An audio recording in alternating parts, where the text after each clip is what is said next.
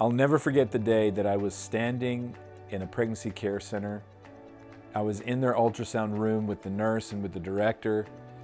And the director said to me, "Josh, this year alone, 4 women from a very well-known evangelical conservative church have come through this care center and have gone through with an abortion." And I remember thinking as a pastor, if that happened in my church, it would kill me. And what can I do to prevent that from happening to anyone in my church, where they would feel that it was safer and better to run from our church family to the abortion clinic?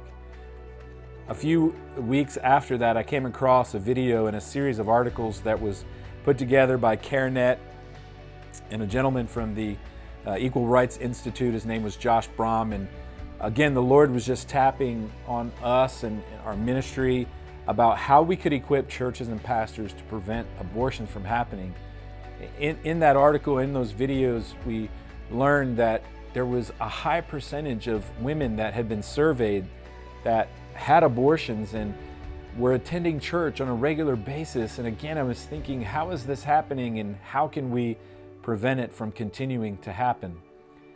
Josh wrote a series of articles about how pastors could prevent abortions from happening in their church by reading what he called a pastor pledge. And so we partnered with him and came up with what we call now the House of Refuge statement and the House of Refuge initiative. And what this is, Pastor, very simply, is a way for you to clear the air for your people in the theater of their minds of, if I have an unplanned pregnancy, what will happen? Will they kick me out? Will they shame me? Will they gossip about me? And all of the different things that the enemy uses to get families away from your church and into an abortion clinic, you can clear the air. And so here is the House of Refuge initiative and what we're asking you to do. Number one, we've created a statement that we're asking you to read to your people once a quarter.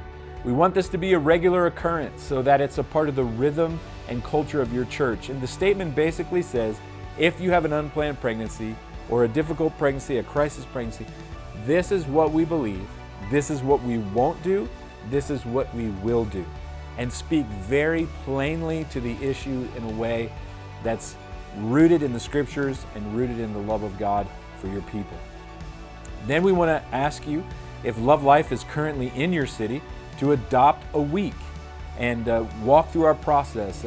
And there is a local staff member or missionary in your city that is ready and willing to help you to do that. Maybe you received this video from one of our staff members or one of our missionaries that are across the United States.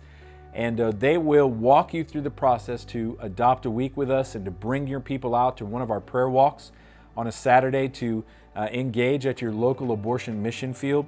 And then we ask you to really champion and major in one of 4 ministry areas that we offer to our churches. And those ministry areas are mentoring moms and dads who choose life, sidewalk outreach, where people are trained to be out at their local abortion mission field during the week to offer the hope of the gospel and the help of the church to moms and dads who are showing up for appointments. We also, one of the other ministry options is for orphan care, equipping your people to learn more about either how to get involved in foster care or adoption, or bringing your church family around those who are in the foster care and adoption process in your local church. And then finally is Restored Life, which is post-abortive care for those who have already made the decision to have an abortion. We believe that if you major in one of these areas and you read the statement, you are helping to prevent abortions within your church, and you're equipping people in your congregation to be a missionary to their neighbors, their classmates, their co-workers, where they may hear about a potential abortion in a difficult circumstance. They will know beyond a shadow of a doubt what your church is willing to do and where they can direct these families to find help. Through these things, Pastor, we can change the culture in your city and drastically reduce the numbers of abortions that are happening. We'd love to see that abortion clinic in your city shut down, and we're asking you to partner with us to unite and mobilize the church to create a culture of love and life that will result in an end to abortion and the orphan crisis in your city. Along with this video, you should receive the House of Refuge document. It is a digital document You can see the surveys and the videos that I mentioned, but at the bottom of it is a very important step that I don't want you to miss. And that is to actually sign up and let us know that you want to become a House of Refuge church. As soon as you do that, we'll receive a notification, and one of our staff members will be in touch with the key people that you place on that form and letting us know who you want to be the representative from your church, and we will train your people and your point person to be the expert in your church. And so that doesn't become another plate for you to spin, Pastor. We are ready and able to equip your church family to do the work of the ministry.